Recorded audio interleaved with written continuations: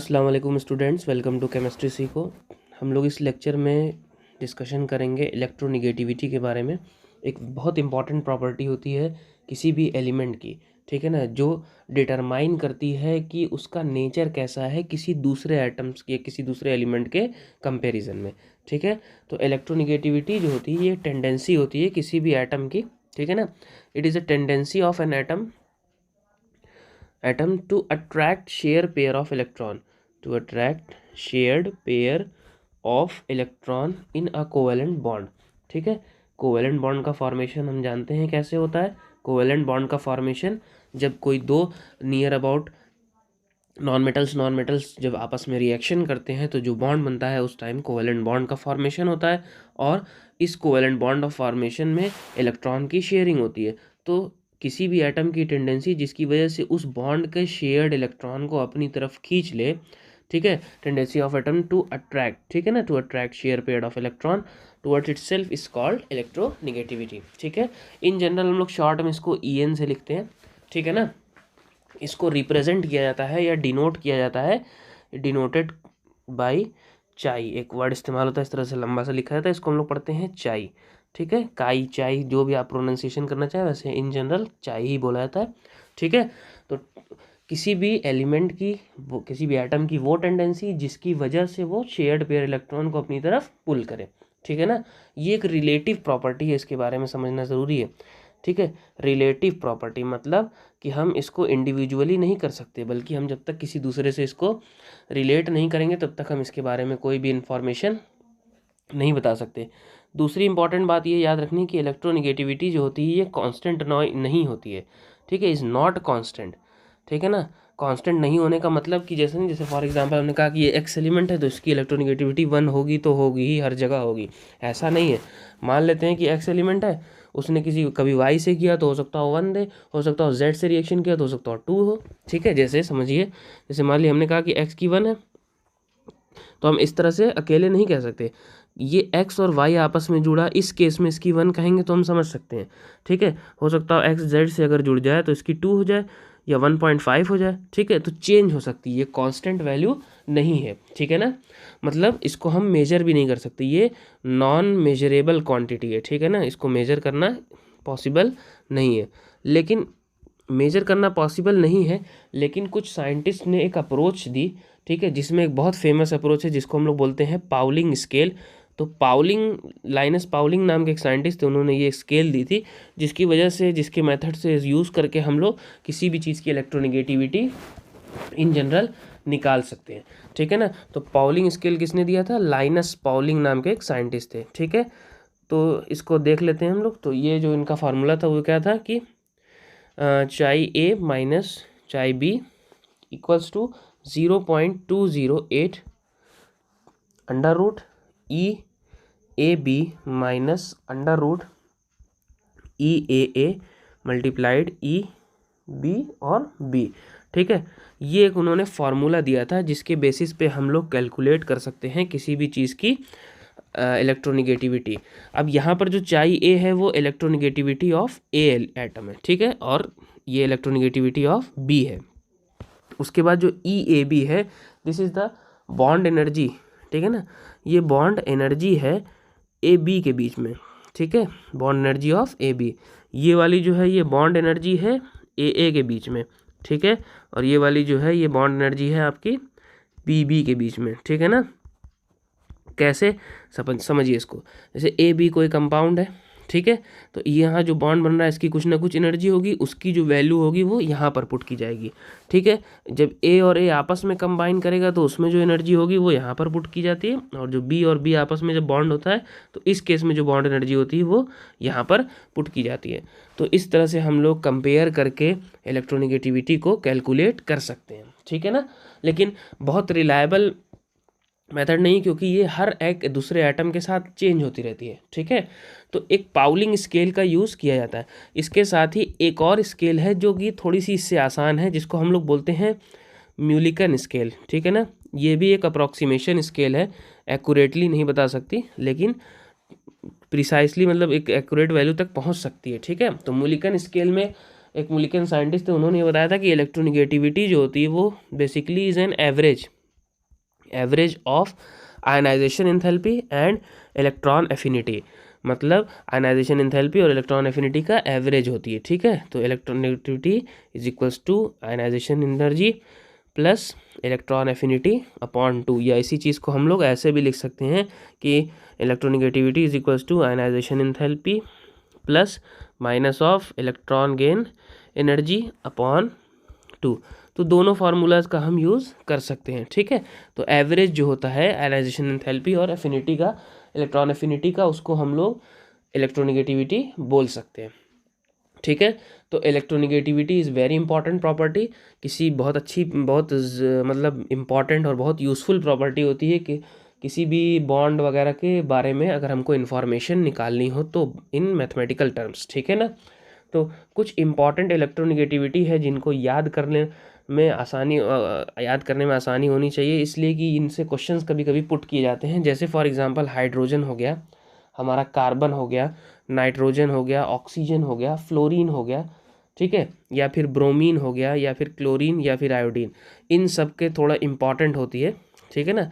तो इनको हम लोग जान लेते हैं। तो हाइड्रोजन की बात करें तो इसकी इलेक्ट्रोनेगेटिविटी होती है 2.1, कार्बन की बात की जाए तो इसकी होती है 2.5, नाइट्रोजन की बात की जाए तो 3, ऑक्सीजन की बात की जाए तो 3.5, फ्लोरीन की बात की जाए तो 4, ब्रोमीन की बात की जाए तो 2.8, क्लोरीन की बात की जाए तो 3, और आयोडीन की बात की जाए तो 2.5।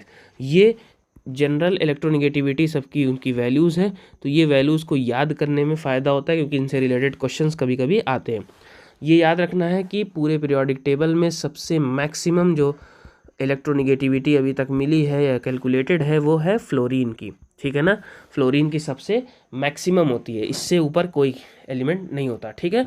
तो मैक्सिमम इलेक्ट्रोनेगेटिविटी या सबसे ज़्यादा इलेक्ट्रॉन को, पेयर को अपनी तरफ अट्रैक्ट करने की टेंडेंसी कौन रखता है? फ्लोरीन रखता है। ओके, अब बात करते हैं कि ये किन फैक्टर्स पे डिपेंड करती है, ठीक है ना। तो जो हमारी इलेक्ट्रोनेगेटिविटी है वो कुछ इंपॉर्टेंट फैक्टर्स 2-4 हैं जिनके ऊपर ये डिपेंड करती है, जिसमें सबसे पहला आता है हमारा एटॉमिक रेडियस, ठीक है ना। एटॉमिक रेडियस या साइज़, ठीक है। तो एटॉमिक रेडियस और साइज़ पे ये कैसे डिपेंड करती है? देखिए, इलेक्ट्रोनेगेटिविटी जितनी ज़्यादा होगी उतनी साइज़ छोटी होती है, या हम कहें कि सबसे छोटे जो एलिमेंट्स होते हैं वो सबसे ज़्यादा इलेक्ट्रोनेगेटिविटी शो करते हैं, ठीक है ना। जो सबसे छोटे एलिमेंट होते हैं वो सबसे ज़्यादा इलेक्ट्रोनेगेटिविटी क्या करते हैं? शो करते हैं, ठीक है। ऐसा क्यों होता है? ऐसा इसलिए होता है क्योंकि आउटर इलेक्ट्रॉन और न्यूक्लियस के बीच में जब डिस्टेंस कम हो जाता है ना, तो फोर्स ऑफ अट्रैक्शन जो होता है क्या होता है? बढ़ जाता है, ठीक है।